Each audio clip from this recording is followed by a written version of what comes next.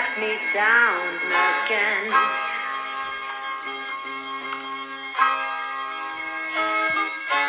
You got me down again.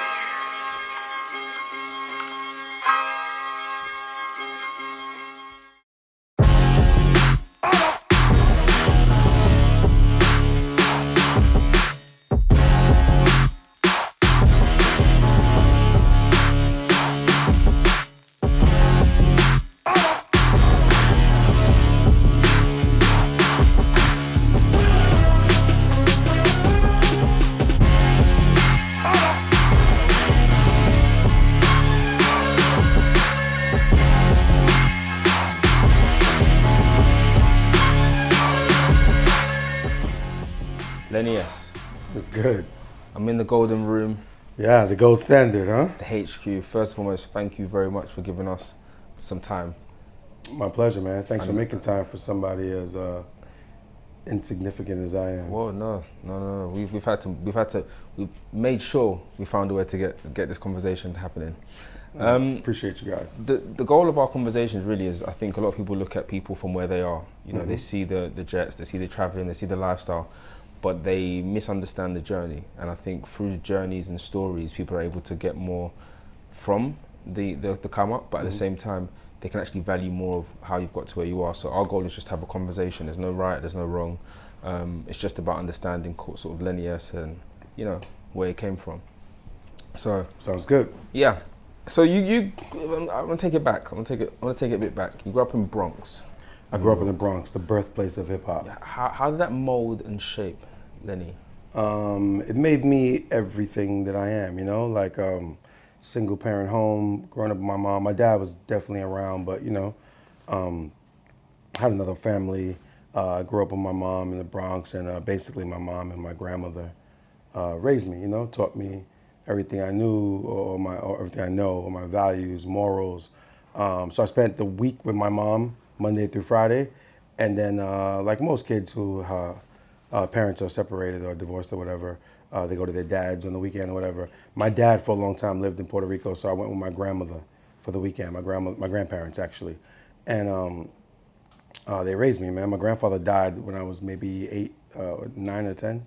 It's pretty young. So it was just my grandmother, so I went over there every weekend. So that's why I always, you know, attribute everything, all of who I am to them. So that molded me. Between that, listening to hip hop very, very early on, you know, hearing Sugar Hill Gang, and then hearing Run DMC, which is where I fell in love with hip hop. I hear that term often, like, when did you fall in love with hip hop?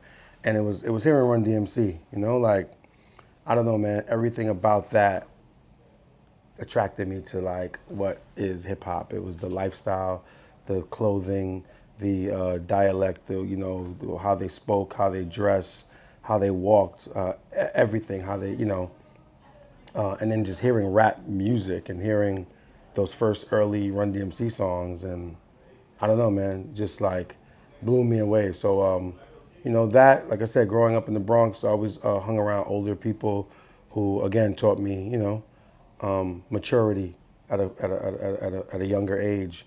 Whereas when I was in freshman in high school, I was hanging with seniors. So, you know, I had to be more mature than the average.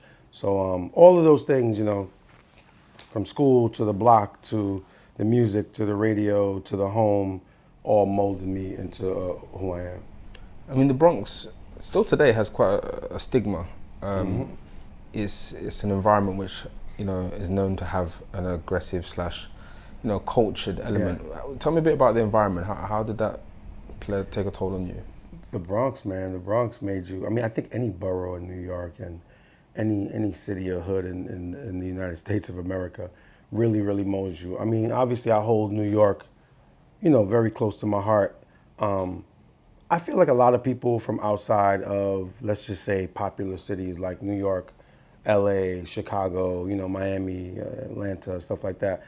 A lot of places outside of there come to the cities like that to, I guess, make it, you know, for whatever make it means, whether it's a job, whether it's, you know, culture, whether it's school, whether it's, you know, just to get out of the small town that they're from. And it's like places like New York either make you the most incredible person ever, or they chew you up, eat you up, and spit you out. And I've seen so many people return back home, return back to their small town, return back, and I mean, hey, life is life. Life is, it's gonna, it's gonna happen the way it's supposed to. But I feel like when you make it in places like New York and Los Angeles and places like that, like, it really says something. Obviously, you can make it be from anywhere and make it from anywhere, but to make it in the city, in the big city, where there's so much competition and there's so much aggression and there's so much, there's so much going on. It says a lot about you making it through thousands or hundreds of thousands of millions of people trying to do the same exact thing you're doing. So that to me is the representation of like the Bronx, Brooklyn, or New York City in general. Of what it can either make you or break you, literally.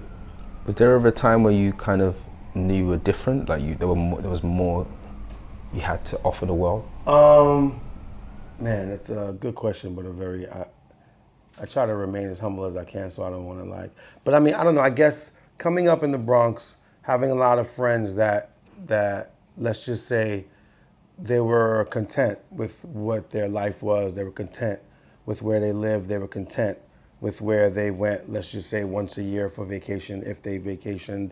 They were content with their jobs. They were content with a lot. And I can't just say that I wasn't, you know what I mean?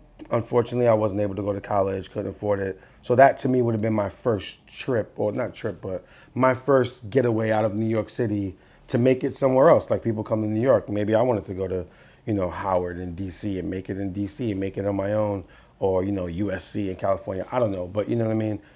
The goal was to get out, couldn't go to school, couldn't afford it. And I just started taking trips, whether it was for whether it was for like, music conventions or seminars, DC, Atlanta, Maryland, Chicago, whatever it was. Like I went and I took trips. So again, I think that like my ambition for wanting more, I wanted to travel throughout Europe. I wanted to, eat different foods and experience and learn different cultures.